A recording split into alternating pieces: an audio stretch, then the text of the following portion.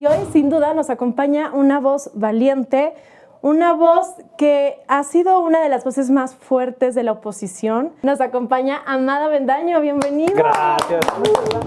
El presidente debe ir al dentista para que le fijen bien los dientes, porque el cachetadón que le va a dar la corte le va a hacer que vuelen. Lo que a él le preocupa mucho es la movilidad. Sí. Que la gente se mueva, que la gente se manifieste, que no le tenga miedo. Eso a él le da mucho miedo que la gente no le tenga miedo. Yo creo que sí, yo creo que se va a radicalizar más. E incluso creo que intentará cosas que hacen en el manualito. Yo voltearía a ver a Daniel Ortega, es decir, a perseguir a gente que sea perseguible, a tratar de intimidar a la gente. En el 2024 muy probablemente tendremos una alternancia en este país, pero vendrá el momento de arremangarnos y de empezar a reconstruir este país, porque nos los van a dejar en ruinas, en ruinas.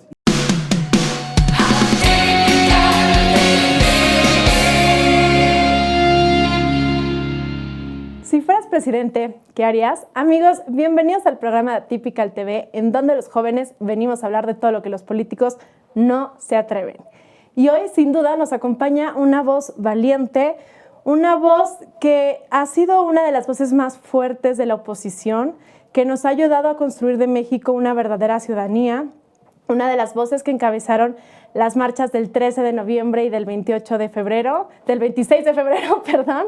Nos acompaña Amado Avendaño, bienvenido. Gracias, muchas gracias. Muchas gracias por la invitación. No, todo un honor tenerte. Gracias. Y también, como siempre, es un honor tener a mis amigos de la banda presidencial. Algunos ya los conocen. De este lado tenemos a Charles, bienvenido. Hola, ¿qué tal? ¿Cómo están? Un gusto que estés de regreso. Gracias. También ya la conocen. De este lado tenemos a Lina. Oli. Hola, Lina. Un gusto estar aquí. No, el gusto es nuestro. Y de este lado, Santiago. Santiago, hola otra vez. Hola. Muchas gracias por volver a invitar. No, aquí encantados de tenerlos. Y bueno, ¿qué les digo? Hoy tenemos un programa especial porque tenemos un invitado muy, muy especial. Hoy, más que preguntarle qué haría si fuera presidente, a mí me gustaría que nos ayudara a dibujar un poco al presidente que queremos para el 2024, porque ya la fecha cada vez se acerca más, y también a dibujar ese México que queremos, ese México que queremos construir y ese México que necesitamos, porque el que tenemos ahorita está bastante frágil. Entonces, para simplemente empezar un poco el contexto, a mí me gustaría preguntarte, Amado, tú te has vuelto una de estas voces tan importantes y tienes un programa que ya las 500 noches se llama, sí, y ya se ha vuelto hasta todo un concepto de la quinientocracia. Sí. A mí me encantaría que nos expliques por qué sentiste la necesidad de empezar tan fuerte como empezaste y de dónde surge todo esto de la quinientocracia. Es que es algo muy divertido. O sea, miren, de entrada les agradezco que no me pregunten si quiero ser presidente, eso ya me quito problemas. Segunda, lo valoro de verdad. La quinientocracia empezó hace 3 años. Yo salí de Radio Fórmula por voluntad propia en septiembre del 19 y luego no sabía qué hacer. Entonces, me he dedicado a los medios de comunicación básicamente y a la comunicación institucional. Pero a estas alturas del partido lo que yo estaba pensando es qué sigue para este país. Y sobre todo, cómo conseguir una chamba en donde yo me sienta pleno. Y yo ya había tenido una experiencia en una plataforma digital y empecé primero dentro de esa plataforma digital y le puse 500 noches porque el día 20 de enero del 2020 hacían falta exactamente 500 noches o 500 días para la elección intermedia del 21. Entonces, y además, como me gusta mucho Joaquín Sabina, pues también. Muy bien. Pero eso ya fue una coincidencia. Bueno, entonces, justamente faltaban 500 noches para ese día, porque además, como decidí hacer el programa en las noches, y el programa de reflexión, de tratar de explicar la realidad. Y en estos espacios, en estas plataformas como esta, la dinámica tiene que ser así. Tienes que hablarle a la gente que nos está viendo ahorita, por ejemplo, pues como si está sentada aquí con nosotros. No es repetir un esquema de televisión. Claro. Entonces yo los invité a entrar a mi casa a tomarse un café conmigo y a platicar de lo que a mí me interesaba y a contagiarles lo que yo sentía. Igual dije, estoy loco, ¿no? Igual no pega, pero lo voy a intentar. Entonces empezamos a crear y a generar una comunidad en torno a qué hacemos después de esto. Quizá no despertamos antes porque se nos vino encima la pandemia. Y entonces en la pandemia, por un lado, favoreció el crecimiento de la comunidad porque la gente tenía necesidad de ver algo y de explicarse lo que estaba pasando. Y después de eso,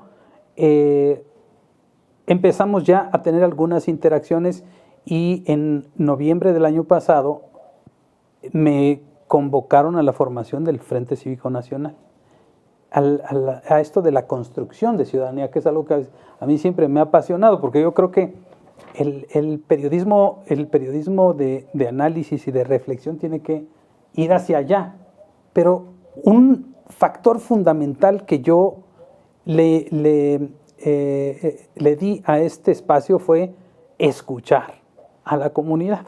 Es decir, yo hago un planteamiento de media hora más o menos. Y después de eso, tengo un WhatsApp abierto de mensajes de hasta 2 minutos y voy escuchando y leo como Vicente Fernández. Mientras no dejen de mandar audios, el programa no se acaba. Entonces, he tenido programas de 3 horas y media cuando el tema lo amerita, porque entonces se genera una discusión y un debate en donde no solo encuentro que no solo es algo que yo les diga, yo no estoy evangelizando, yo doy mi punto de vista y entonces empiezo a escuchar los de los demás y entonces eso va formando no solo mi pensamiento, va reformando la forma en como yo pienso, escucho a las demás personas y las demás personas se escuchan entre sí. Entonces se hace un mecanismo de escucha, que es lo que ha hecho una fortaleza de esta comunidad, que ya salimos a la calle y ya estamos haciendo cosas. No es solo ser críticos de redes sociales, ¿no? Creo que es importante. Oye, qué importante, a mí me parecieron, o sea, bastante importante 3 cosas que dijiste. La primera es, ¿qué sigue? O sea, creo que eso es algo, el ejercicio que no debemos dejar de hacer está muy bien, muy mal lo que puede pasar ahorita, pero ¿cómo vamos a hacerle para hacerlo mejor después, ¿no? O sea, para justo no convertirnos solo en críticos y para mejorar lo que viene, porque viene un reto enorme en el 2024, ¿no? Otra cosa que me encantó lo que dijiste, escuchar. O sea, qué importante es esta retroalimentación, es que no sea un canal solo de una voz, y justo es lo contrario que con esto terminaste, evangelizar, ¿no? Tenemos un presidente que nos está queriendo evangelizar, que se siente un enviado divino, que tiene la misión de venirnos a enseñar algo, pero muy tristemente a veces la oposición también estamos, y es algo que yo me quejo de eso, en un diálogo de sordos, en el que hablamos nada más con la gente que ya está convencida con lo que opinamos, y es cómo rompemos este círculo vicioso y empezar a conversar. Mira, yo creo que mi papá era periodista, mi mamá también. Y mi papá decía una cosa que es, escuchar es respetar. Cuando tú escuchas, estás respetando a la otra persona. Y creo que es algo fundamental que en nuestro ámbito muy pocas veces se da, sobre todo en la clase política, porque la clase política ya sabe cómo se hacen las cosas. Entonces, lo único que hacen es, te escuchan para validar, no para escuchar, no para... Porque, ¿qué vas a saber tú? Tienes 21 años, ¿qué me puedes enseñar a mí? ¿No? ¿Qué estudiaste? ¿Qué me puedes enseñar a mí? ¿No? Esa soberbia es una cosa que nos tenemos que quitar. Porque yo se los dije antes de empezar el programa. Decía Germán Dehesa, yo estoy orgulloso de la educación que me han dado mis hijos. Y es eso, a mi generación le tocó ser educada por sus padres y ser reeducada por sus hijos. Y si no te dejas reeducar, si no aprendes a desaprender un poco las cosas que tienes tan fijas y que no han funcionado toda la vida, el autoritarismo es una de ellas, no le das espacio al nuevo conocimiento. O sea, y yo siempre critico este asunto de mis pares. Es decir, es que los jóvenes, a ver, hazte para allá porque tú no les, yo sé cómo se hace eso. No, es que están muy chavos, no le saben, ¿no? Pero si te atora algo, es, hijo, oye, ¿me ayudas con esto? Es que, claro. ¿Cómo se le hace? Sí. La impresora no sirve. Somos unos inútiles en algunos casos. Tenemos mucha experiencia en algunos, pero necesitamos aprender a escuchar. Claro. Híjole. Esto es un súper reto, cuando vemos a figuras políticas como el presidente actual, cuando, por ejemplo, dicen en psicología que el hablar solo y enamorarte de tu voz es un riesgo de convertirte en un autista. Y tenemos esta perspectiva política de un presidente que solo habla para sí mismo. Solo le habla así a una nación, pero cuando llegan otras voces a decirles, oye, es que hay que escuchar a los sectores, oye, es que esto está preocupante, él sigue con su discurso y se lo compra a sí mismo. ¿Tú cómo ves ahí el cómo cambiar el discurso, cómo switchearlo para la sociedad en 2024? Mira, la idea es esta, el principio básico del respeto al otro, ¿no? Es decir, ¿cómo combates el autoritarismo? Lo combates con lo que vimos el 13 de noviembre y lo combates con lo que vimos el 26. Algunas personas tenían cierto temor de que hubiesen provocaciones, violencia. No hubo nada de eso. No, nos encontramos los distintos, los diferentes en ese lugar. Y estuvimos conscientes de que había que tener respeto por el otro. Tú no sabes si el que está a tu lado votó por ellos o no, si le va al mismo equipo que tú o no. Todos los que estábamos ahí teníamos diferencias, incluso algunas insalvables, pero estamos ahí porque tenemos algo en común. Cuando tengas algo en común que te una, no permitas que tus diferencias se interpongan. Lo que tienes que tener es altura de miras. Eso es lo que tiene, por cierto, que hacer un presidente.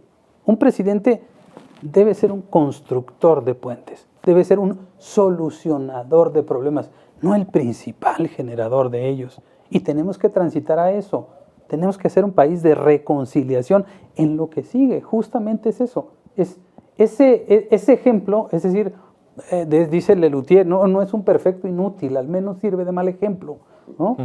Y eso es lo que debemos tenerlo muy claro. Eso es a lo que no debemos aspirar. Sí, claro. Nosotros, quizá mi generación está un poco avergonzada con la suya. ¿Qué hicimos tan mal para que llegara un presidente como este a intentar destruir el mundo que les toca a ustedes? Eso es quizá lo que nos mueve más a mi generación a tratar de rescatar este país a como dé lugar. No sé si es la culpa o No, pero concuerdo y creo que esa es la responsabilidad de la nuestra, ¿no? O sea, es justo esto, ver hacia adelante y cómo a la que viene después de nosotros no le heredamos esto, porque nuestra generación también ya no somos tan, o sea, al menos los que estamos aquí, ya no somos, o sea, sí somos jóvenes, pero ya no somos tan jóvenes, o sea, lo que voy es, nosotros ya no somos los del futuro, nosotros también ya somos los del presente. Los del presente. Nosotros también ya votamos, nosotros también ya nos encontramos con estos retos de no encontrar trabajo, con estos retos de salir a la calle y estar inseguros, con estos retos de querer asistir al seguro médico y que no puedas tener tus medicinas. Entonces, o sea, ya el balón también ya está en este lado de la cancha. O sea, ya no lo podemos seguir pateando como de, pues cuando nos toque, pues es que ya nos toca ahorita.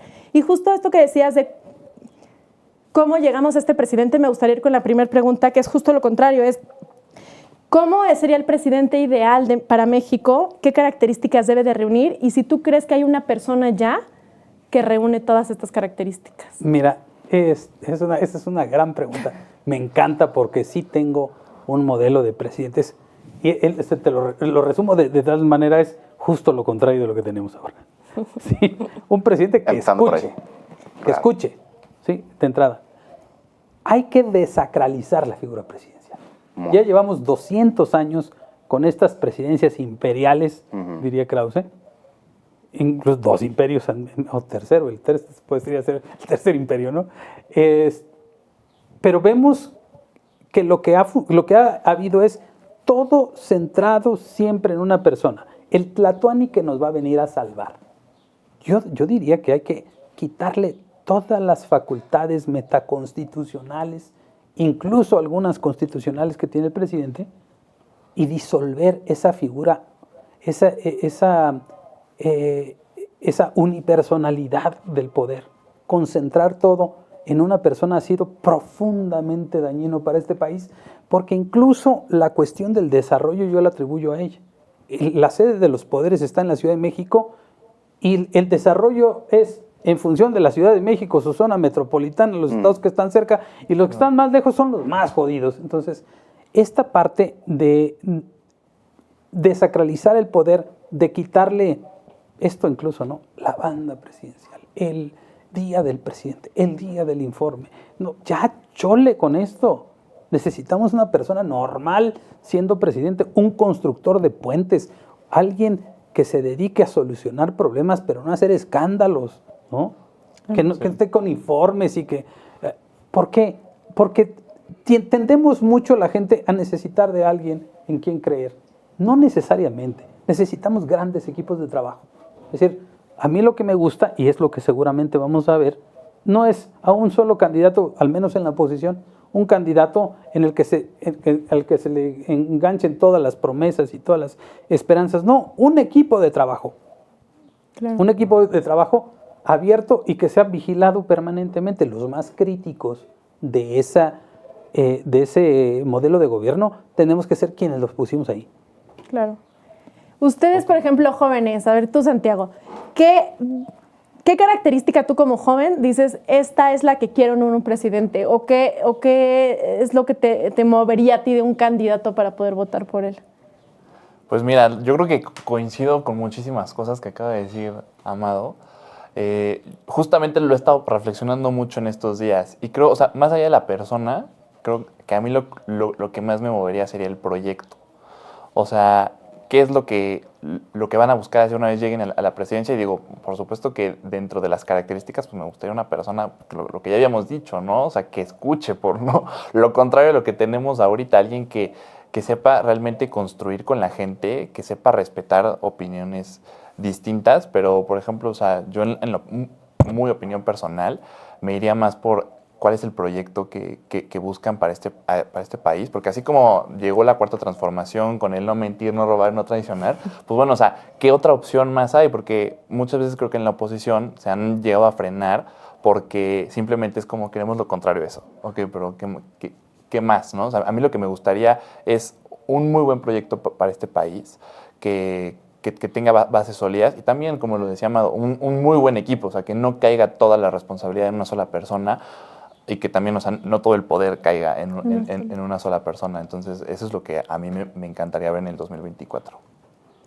Es que justo qué importante todo esto de cómo logramos que no caiga el poder en una sola persona. Digo, tenemos en México una separación de poderes, tenemos los medios de comunicación que yo me puedo, o sea, no porque yo me considere parte de los medios de comunicación, pero me siento extremadamente orgullosa de lo que los medios de comunicación han formado durante este sexenio. O sea, creo que han sido la verdadera oposición, si lo puedo decir así. A veces siento que la oposición política le ha faltado y los medios se han contrapuesto ante eso y se han creado justo canales de comunicación emergentes en redes sociales, han aprovechado todos estos nuevos cambios tecnológicos, pero justo es el cómo sí se hace, cómo sí se ve diferente, y eso es lo que a mí a veces me preocupa, el cómo sí es más que el cómo no queremos que sea.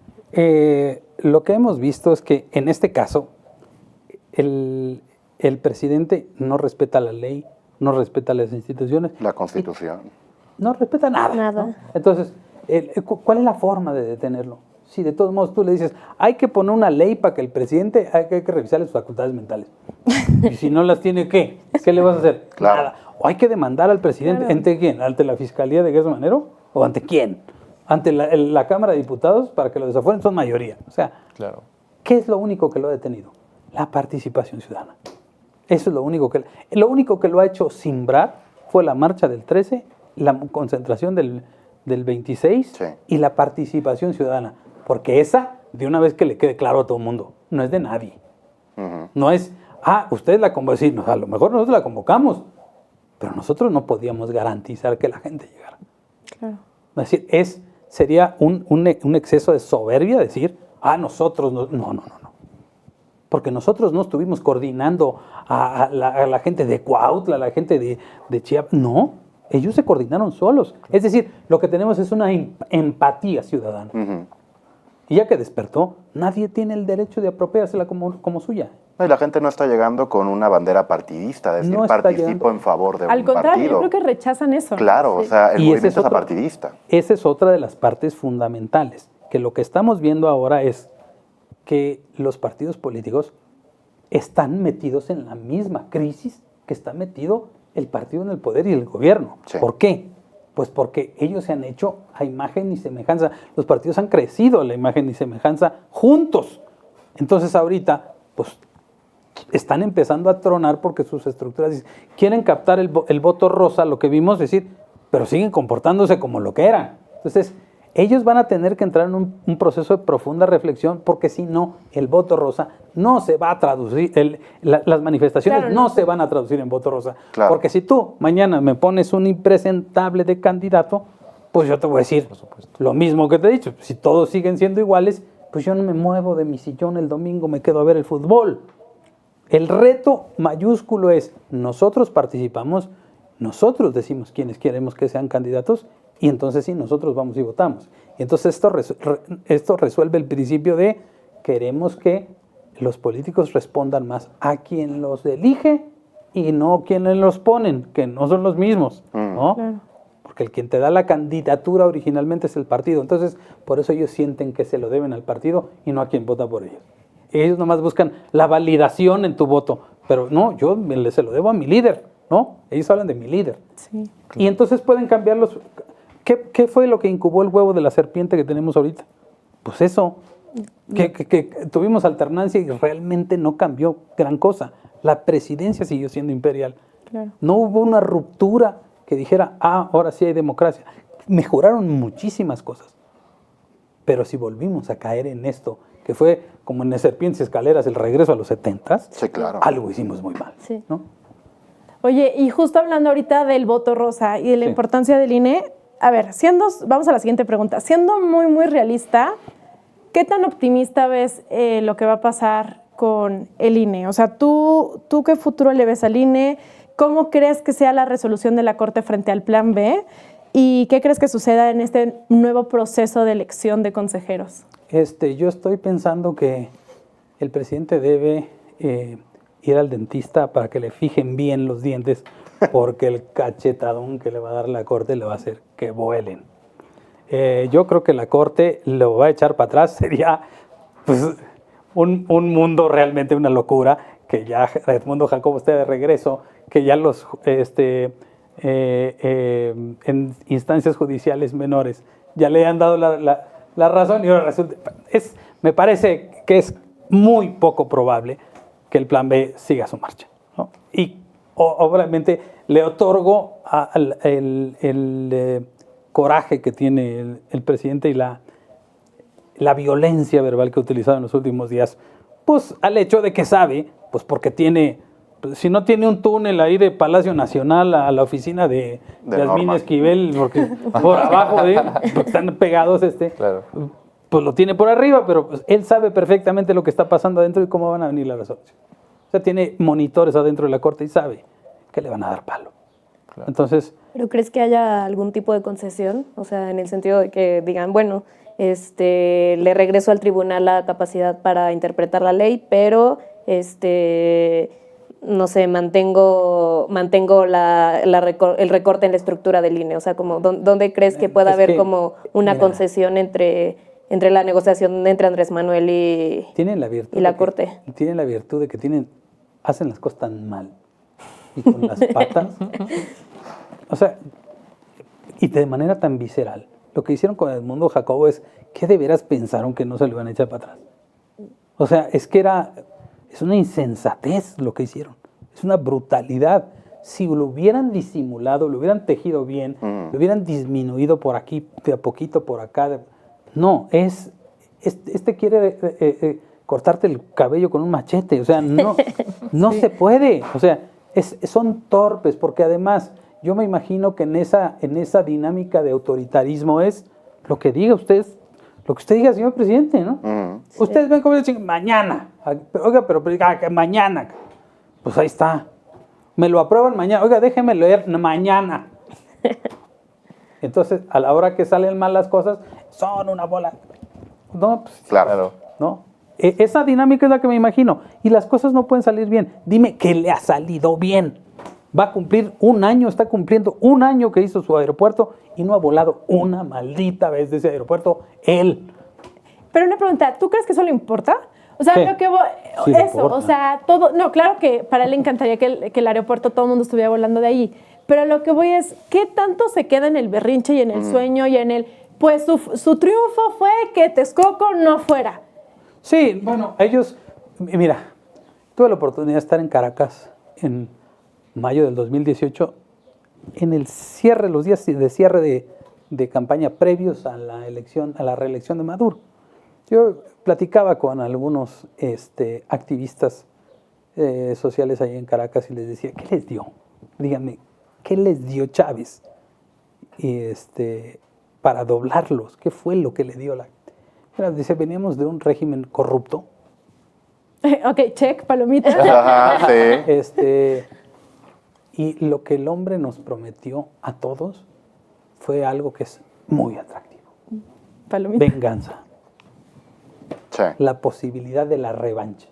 Entonces, yo lo comparo como cuando ves un pleito estos de video en redes de que alguien le choca o que le rompe el espejo a un coche, voy, yo te rompo el otro y le pego al cristal. Y mientras tú estás destruyendo mi carro, yo estoy destruyendo el tuyo. No me importa a mí qué tanto me destruyas mi carro mientras yo tenga la capacidad de destruirte el tuyo. Ese sentimiento de venganza es, no me importa si me estoy muriendo de hambre. Y eso me lo dijeron ahí, porque también me fui a meter al cuartel de los chavistas. Pero, por ejemplo, ahí en ese sentido... Y eso es lo que les da. Sí. Ahí en ese sentido, también vemos que de este lado de la película, en México, tenemos a un pueblo que como que se da cuenta o ya empieza a despertar de decir, Andrés Manuel no es lo que nos prometió, ¿no? Y es que hemos tenido varios sexenios en donde llega esta figura presidencial de yo les prometo que se va a eliminar el hambre, la delincuencia y la paz mundial y es un arcoíris y todo el rollo, ¿no? Todos hacen como que le creen. Exacto, y la gente como que lo compra y dice, claro, es que Andrés Manuel lo va a resolver, ¿no? Y cuando han pasado ya 4 años del sexenio y dices, estamos peor que como cuando iniciamos, hay un ego herido por parte del obradorismo de decir, me toca reconocer enfrente de estos cabrones de la oposición que yo también la cajeteé, ¿no? O sea, que yo también me equivoqué. Creo que este exceso de votación en favor de Andrés Manuel se debió básicamente al beneficio de la duda y hasta al madrismo de una corrupción galopante del gobierno de Peña Nieto. Sí, definitivamente. Que no pensamos que podía ser superable, ingenuamente. Y lo que está ocurriendo ahora es que, pues lo vemos, el 30 millones de votos en el 2018, que no se refrendan en el 21 porque caen a 21 millones, y de esos 21 millones en la revocación van a 15, y como quiera tú dices, pueden repuntar en una elección a 20, pero no más. Claro. Entonces, ¿a qué está llamando el presidente? A la inmovilización.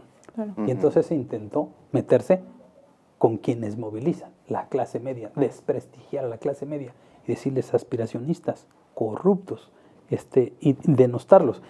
Con lo que no, hay cálculos con lo que no tiene. Y el cálculo que no tiene es que, como en el caso de los pueblos indígenas o los pueblos originarios, la clase media es por autoadscripción. Tú dices, pues yo soy clase media, ¿quién me va a decir que no? Claro, es que claro. la Padre gente que está aquí en verdad, mi casa es jodida, pero yo soy clase media. Me ha ido mal, pero soy clase media. Entonces, cuando insulta a la clase media, en realidad está insultando a la mayoría del país, ¿eh? Porque la mayoría del país se siente clase media. Sí. Pues es que mientras tú sientas que hay alguien más rico y alguien más pobre, pues tú eres clase clase media, media. ¿no? Exacto. Ese es el raciocinio. Totalmente. Oye, por ejemplo, regresando un poco al tema de la corte. ¿Qué? En caso de que obviamente pues no dejen pasar el plan B, ¿no crees como que se va a agravar aún más el discurso por parte del presidente y que termine como siendo, híjole, muchísimo más agresivo de lo que ya era incluso antes? Sí. y que incluso, o sea, digo, ya lo vemos por ejemplo con la ministra Piña, que ella pues, nunca ha dicho una sola palabra, pero ya los obradoristas están totalmente en contra de ella porque no se levantó cuando fue el presidente. Entonces ahora, híjole, yo creo que lo que se viene va a ser pues mucho más grande o mucho más grande en cuanto a odio de lo que ya veníamos viendo. ¿Qué opinas tú al Yo creo respecto? que sí, yo creo que se va a radicalizar más.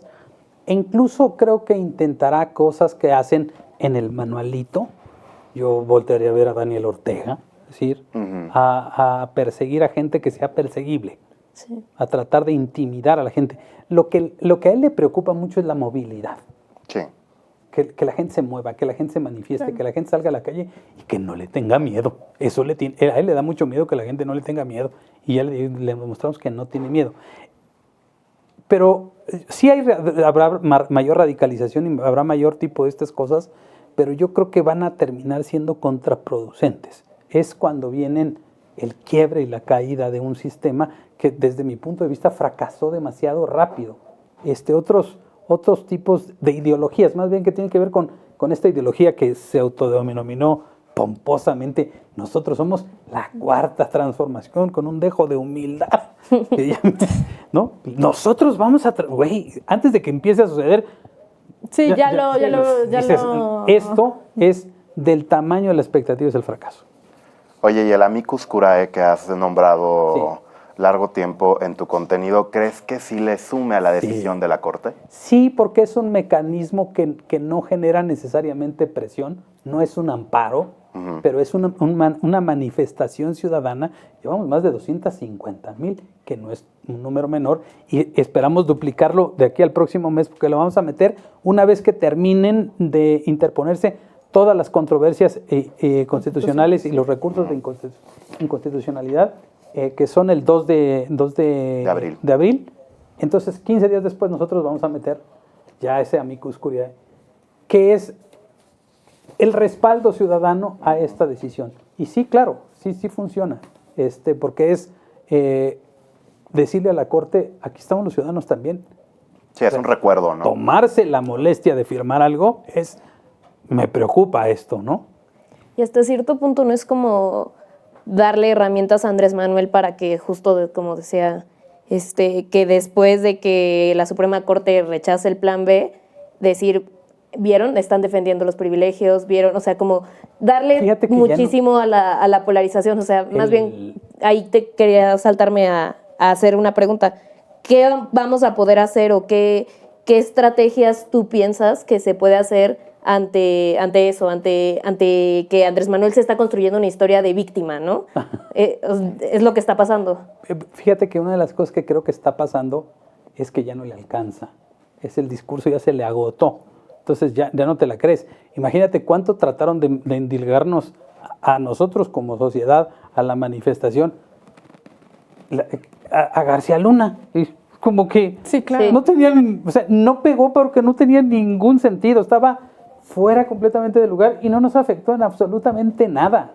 Entonces, creo que es lo que el tono más alto cada vez tiene que ver con el nivel de estridencia. Me imagino, con todo respeto, a un niño que los papás no le hacen caso. Entonces, cada vez grita más, grita más fuerte. Entonces, va a llegar un momento que le van a decir, a ver, compadre, ya, cállate, a ver, cállate.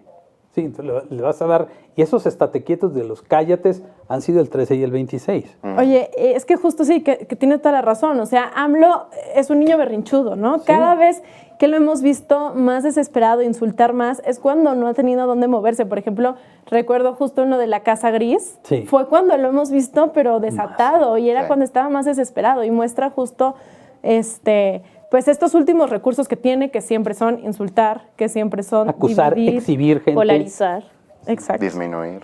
Pero ya ahora sí que ya se la saben. Y para cambiar un poco de la pregunta, irnos a la tercera pregunta. A ver, ¿qué pasa con la oposición? La oposición está lista para gobernar en el 2024. ¿O crees que hay un plan de gobierno, que es lo que dice Santiago que quiere, o solo están cegados completamente en ganar la elección del 24? Que es a mí lo que me preocupa un poco. Bueno, definamos qué es la oposición. Si te refieres a la oposición política, la oposición política, le están medio perdidones.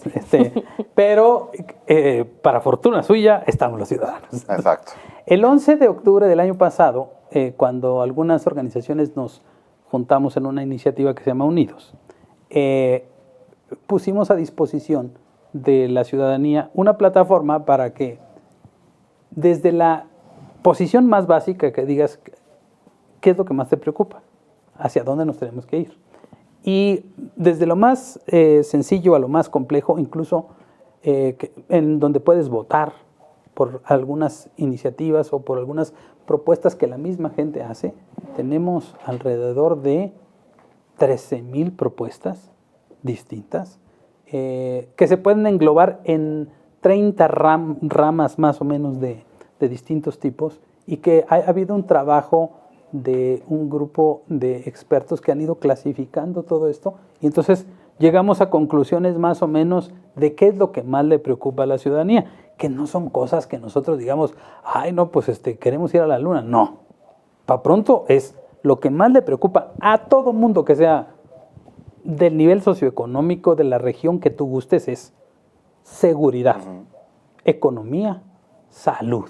Esas son las 3 cosas que más le preocupan.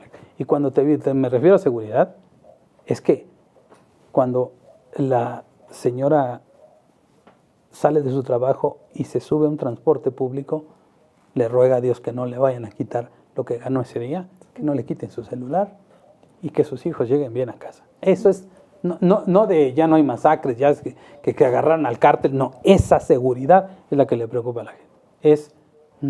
Le ruego a Dios que no me vaya a enfermar, porque si me enfermo, se acabe con mi patrimonio o mi familia se va a morir, ¿no? Así estamos en esos extremos. En la economía es, ¿qué voy a comer hoy? Esas cosas son las más difíciles para todo el mundo. Y si estás en un estatus muy, muy grande, pues que no me vayan a secuestrar, que no me vayan a matar, ¿no? Cosas tan terribles como esas, nadie está seguro en este país, ¿no? Y en segundo plano está pues, la defensa de la democracia, está el respeto al Estado de Derecho y una cosa que me parece que es un gran triunfo de las nuevas generaciones es todo lo que tiene que ver con el medio ambiente, que está en gravísimo riesgo en este momento. Entonces, estos temas son los que en realidad convergemos la gran mayoría. En eso nos vamos a meter, pero no vamos a esperar como decir que alguien venga a decirnos qué, sino ahí está el plan de gobierno, quien quiere asumirlo. Y no, es un plan de gobierno que no está cerrado, está abierto todavía para que quien quiera seguir aportándole. De aquí al 24 hay todavía tiempo. Entonces, ese planteamiento lo vamos a hacer el 28 de marzo, se va a hacer esa presentación de este primer saque de qué es lo que nos preocupa a la mayoría de los mexicanos. Y a partir de eso necesitamos cogobernar con el siguiente gobierno. Oye, y por ejemplo, ahí, viendo yo como ciudadano de oposición el camino hacia 2024, me aterra mucho pensar en la inacción de los partidos, ¿no? Y decir, va a llegar el 24, va a llegar una coalición, va a llegar a decir, a ver, no confíen en Morena, vénganse con nosotros. Y a mí ese tipo de voto me preocupa un poco, porque es mucho como la perspectiva del voto de castigo, ¿no? O el voto por descarte, hacerlo útil. ¿Tú crees que dentro de este tipo de proyecto pueda haber un ciudadano independiente que aspire a la presidencia? Fíjate que sí puede haberlo. Ponía un ejemplo en la última reunión que tuvimos con la quinientocracia la semana pasada, porque tenemos reuniones de trabajo así de qué vamos a hacer, ¿no? Porque también no estamos nomás en el... Y entonces la idea le decía, una de las preocupaciones es, ¿de dónde lo vamos a sacar? Le dije, miren, a ver, y se los pregunto a ustedes y se lo pregunto a todo el auditorio. ¿En qué momento se dieron cuenta de que existía Norma Piña? Hace 2 meses. Claro. Sí. La inmensa mayoría no sabía la existencia en el planeta de Norma Piña hasta hace 2 meses. Y si hoy la proponemos de candidata a la presidencia, tendría un grandísimo nivel de aceptación. Entonces no me preocupa tanto, porque de la noche a la mañana puede surgir un gran perfil que nos haga clic a todos de un momento a otro y que ese sea decir, aquí es, y me siento cómodo con eso. Porque entonces tú vas y le googleas a Norma Piña de dónde viene y dices, no, pues, tiene una solidez, ¿no? Viene de atrás con una solidez y ha demostrado en tan corto tiempo hacer esto y tiene muy buenas referencias. Bueno, un personaje así puede surgir de la noche a la mañana en este país en la coyuntura adecuada. Mientras tanto hay que seguir caminando hacia un programa que pueda ser viable. Justo, es que a mí me encanta ese debate porque es el que veamos, o sea, y todo el tiempo hasta en Atípica, y les vemos en los comentarios que, por cierto, si están viendo este programa, denle like y comenten. Compartan. Compartan, es súper importante. Pero justo lo que, o sea, ponen es este debate de, ¿necesitamos ya una figura, un ícono de la oposición que nos lleve o todavía no? Porque también este discurso le conviene a AMLO, porque también tener una piñata para las mañaneras, ¿no? Exacto, justo. Claro. Pero yo siento que todo lo que dijiste es valiosísimo y sí no necesitamos todavía saber quién es. Sin embargo, a mí lo que me preocupa es un poco los mecanismos que se necesitan para que justo una norma piña emerja, ¿no? El método. El método, porque en eso estamos trabajando también. Tú lo decías, los partidos de oposición a veces parecen perdidos. Sí. No, están. No parecen, están. Y entonces, ¿cómo le hacemos para estas cúpulas del poder? Decir, pues es que no sean los mismos que conozco desde que tengo 10 años. O sea, que ya sea alguien diferente, porque si no ganaron cuando yo tenía 10 años, probablemente no ganen ahorita. Mira, es que hay una cosa que me da, la verdad, mucha seguridad en esto. Platicaba con alguien, no se lo van a decir a nadie, ¿eh? A nadie. Platicaba con alguien hace un rato y me decía, pues es que si no nos hacen caso, la próxima marcha rosa va a ser la sede de los partidos, ¿eh? Hay que vean ellos si ese toro que iba jalándolos se voltea contra ellos, ¿eh? Aguas con eso. Es decir, sí debemos como ciudadanos asumir que ya no estamos detrás, que estamos adelante, ¿sí? Que tenemos el poder de cambiar este país, porque nunca había pasado esto, ¿eh? O sea, la ciudadanía, ni en los tiempos de la alternancia con Fox, tuvo tanto poder como ahorita. Si sucede algo grave en este país, la gente vuelve a salir y vuelve a paralizar el país. Se los pongo en un ejemplo catastrófico. Un día dice Andrés Manuel, el 30 de septiembre del 2024, pues yo considero que el gobierno que acaba de ganar, el nuevo, no es legítimo, así como le hizo con la de Perú, que no es un gobierno legítimo, no le voy a entregar nada. O como Bukele, ¿no? ¿Y qué esperan los demás? ¡Ay, qué mala onda! Ya no quiere entregar el poder. Vámonos a nuestra casa, ni modos, ¿no? No, bueno. Imagínense, yo no quiero decir qué va a pasar, pero imagínense lo que puede pasar. Creo que hasta cierto punto es bueno que esté despersonalizado el movimiento, ¿no? Claro, o sea, sí, claro. Porque justo el problema que tenemos es que se personalizan los proyectos, se personaliza y siempre viene Peña Nieto a salvarnos, o viene Andrés Manuel, que es la verdadera izquierda, viene Felipe Calderón a luchar contra el narcotráfico y la delincuencia. Siempre es alguien que trae un proyecto y nunca es, más bien, fortalezcamos las instituciones para que en un futuro llegue quien sea, las instituciones funcionen, fortalezcamos nuestra democracia para que no importa si ya no vamos a ser obradoristas, ya no vamos a ser istas de nadie, sino vamos a ser pues personas que quieren democracia, que quieren nosotrosistas, exacto, que quieren libertad, ¿no? O sea, creo que es, bueno, a mí me parece muy positivo que no esté personalizado, porque justo mientras iniciabas hablando pensaba yo, bueno, pero ¿cómo construimos un proyecto que rompa contra con los personalismos? Y pues justo es eso, un proyecto sin cabeza, ¿no? O sea, creo que es algo que nos aterra como mexicanos, porque estamos acostumbrados a voltear y decir, ay, ahora ¿quién va a ser nuestro Mesías, no? Y no tener Mesías a la oposición, a los medios, todo el tiempo nos está preocupando y todo el tiempo estamos preguntando, o sea, siempre en las conversaciones de política, ¿y tú quién crees que sea, no? Y es como, pues no sé, ojalá sigan siendo los ciudadanos, ojalá sigan siendo las agendas y no alguien.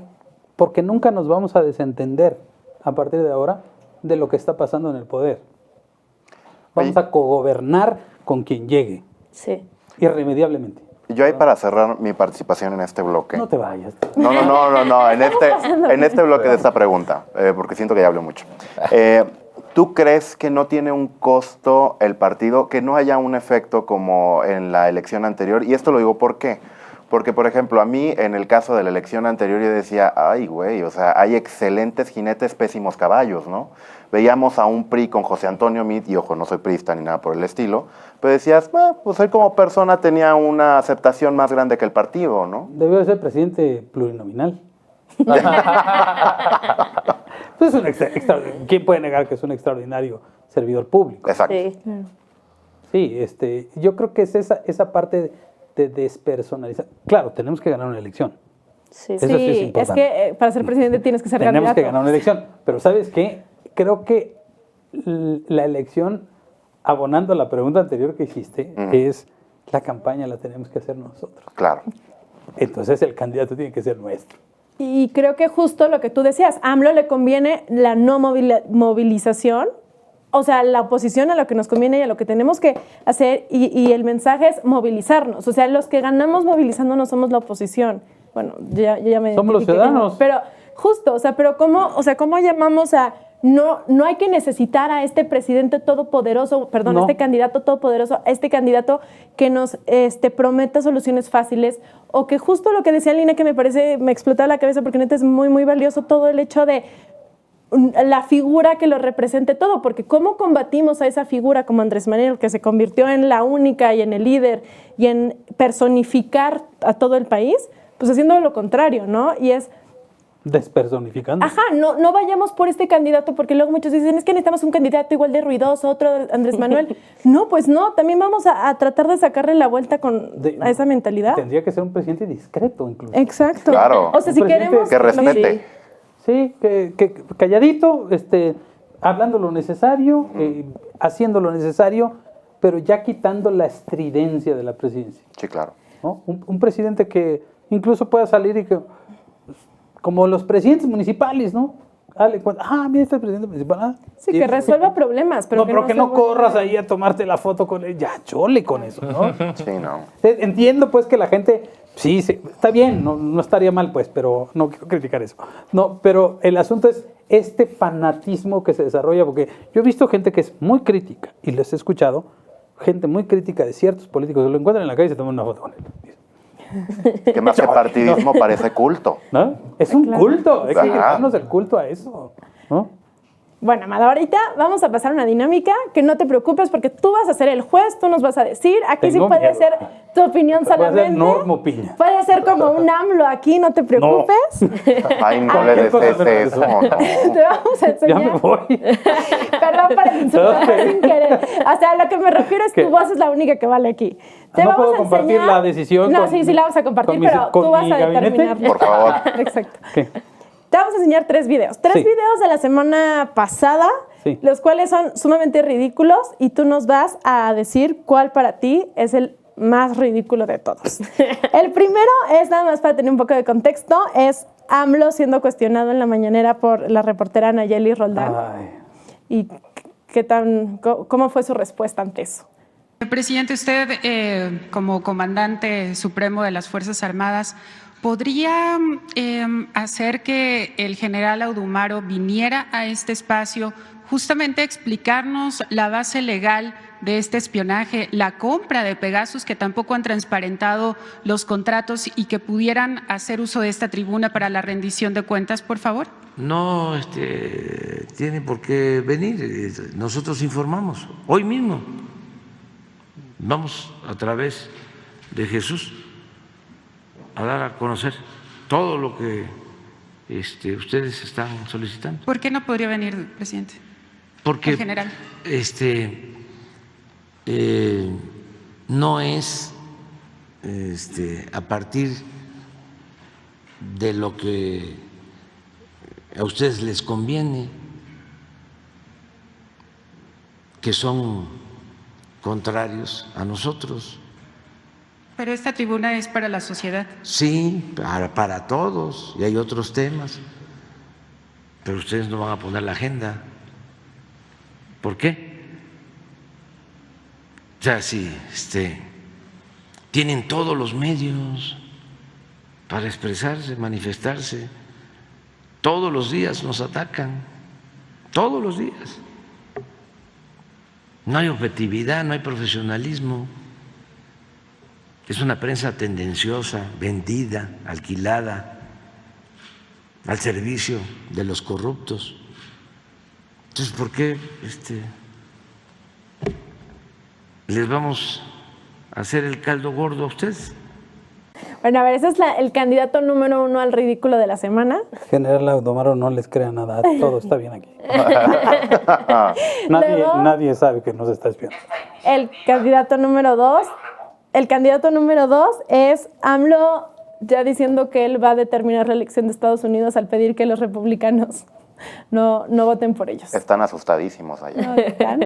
Esta iniciativa de los republicanos, además de irresponsable, es una ofensa al pueblo de México, una falta de respeto a nuestra independencia, a nuestra soberanía. Y si no cambian su actitud y piensan que van a utilizar a México por sus propósitos propagandísticos, electoreros, politiqueros, nosotros vamos a llamar a que no se vote por ese partido, por inhumano, hipócrita y corrupto. Ok. Te juro que me imagino a Jesús como de, no, ¿lo dijo? Así de, Trump ¿lo dijo? Y exacto.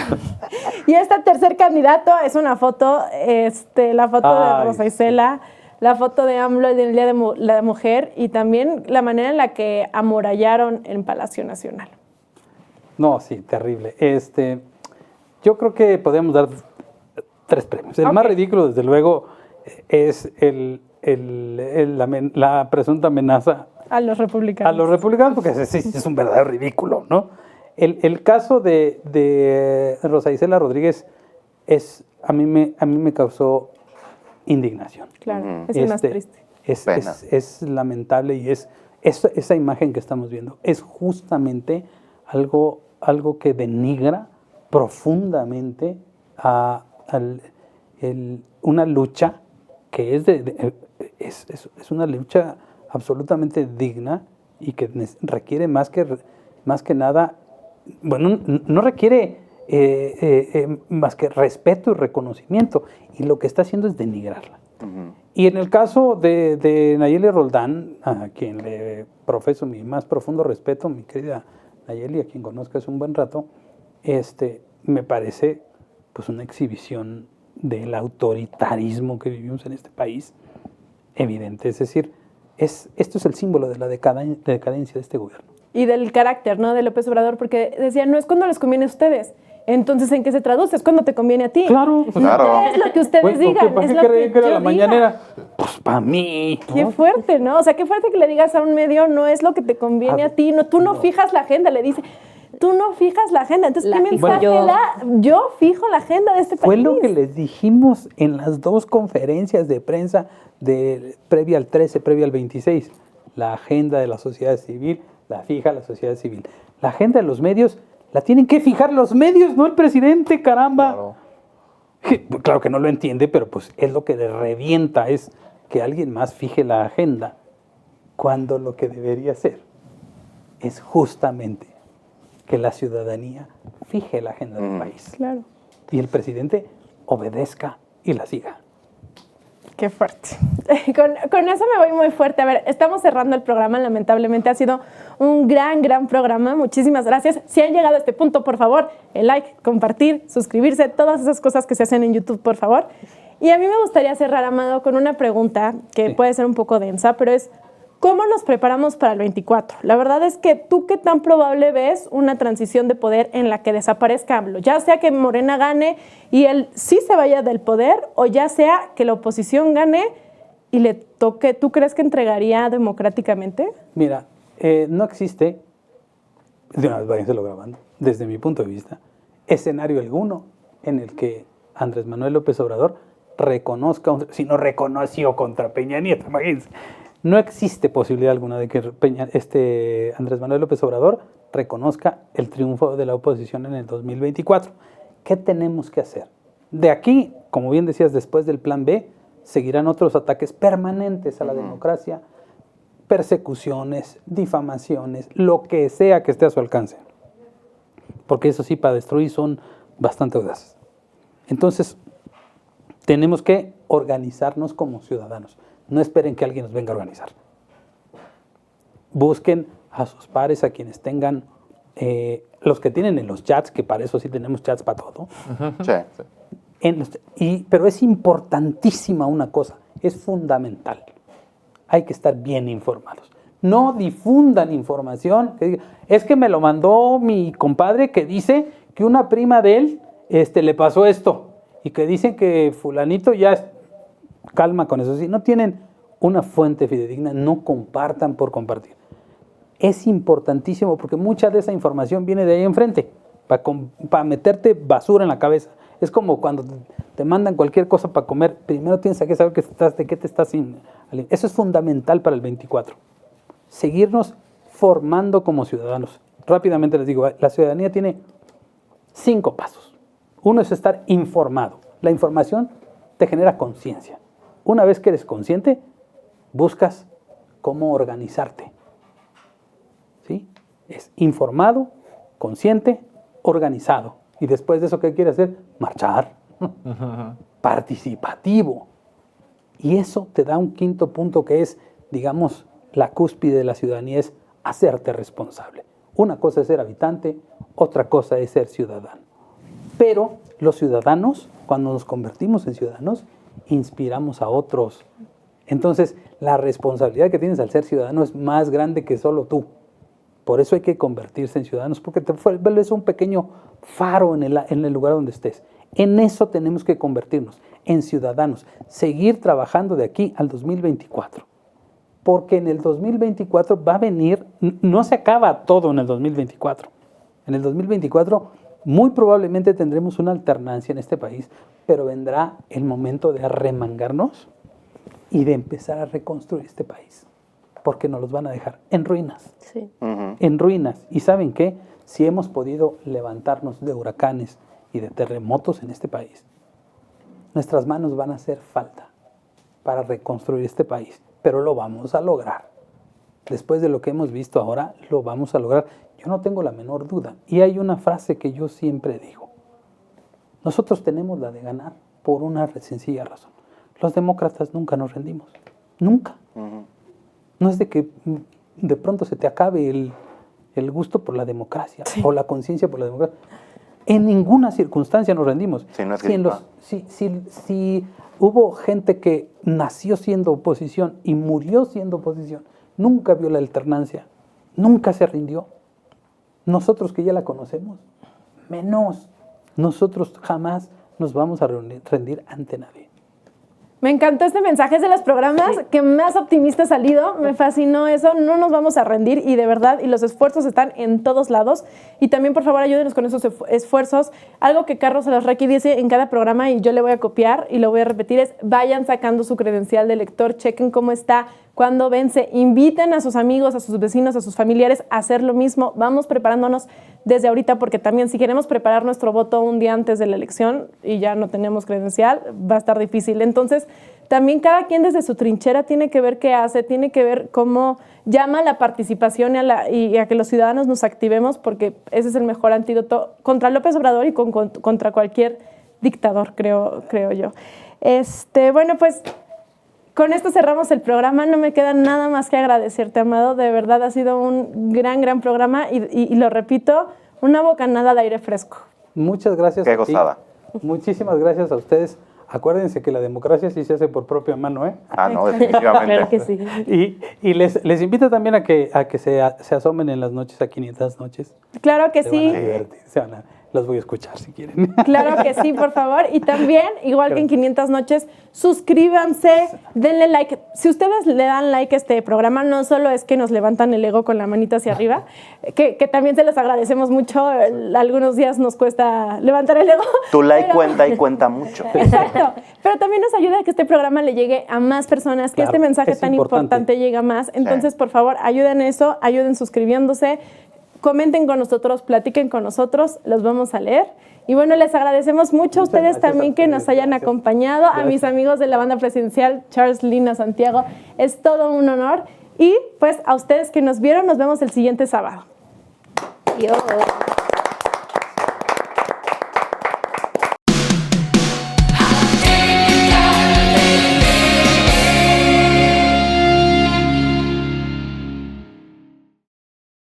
Hola amigos, la carta que escribí este jueves para Typical TV se la dirigí a los acarreados que van a ir a la marcha el sábado. Y como cada jueves les recuerdo que me hagan un gran favor, viralicen este video entre sus amigos, sus familiares, sus conocidos y sus compañeros de trabajo. Y díganle a sus cuates que pueden leer esta carta en todas las redes de Atypical, ya sea en Facebook, YouTube, etcétera, etcétera, etcétera. Bien, vamos a la carta. La cabeza de la carta dice carta dirigida a los acarreados del sábado.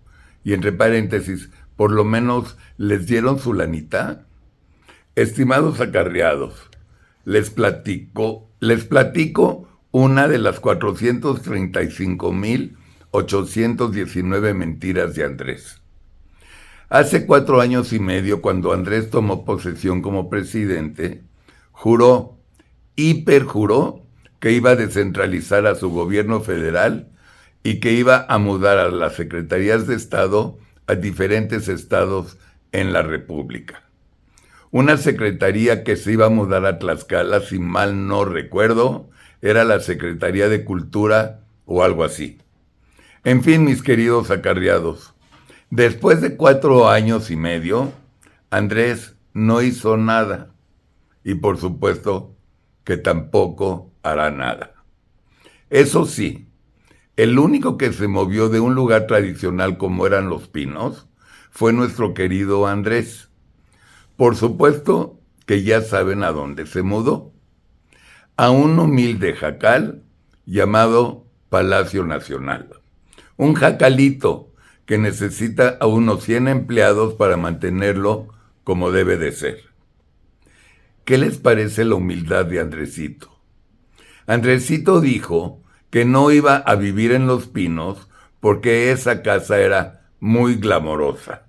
Y para darnos un ejemplo de sobriedad y de humildad, su presidente se fue a vivir a un palacio. Ya se están dando cuenta, ¿verdad? Por lo menos eso espero. Amigos acarreados, la razón que les escribo mi carta semanal es para explicarles el motivo de su marcha del sábado.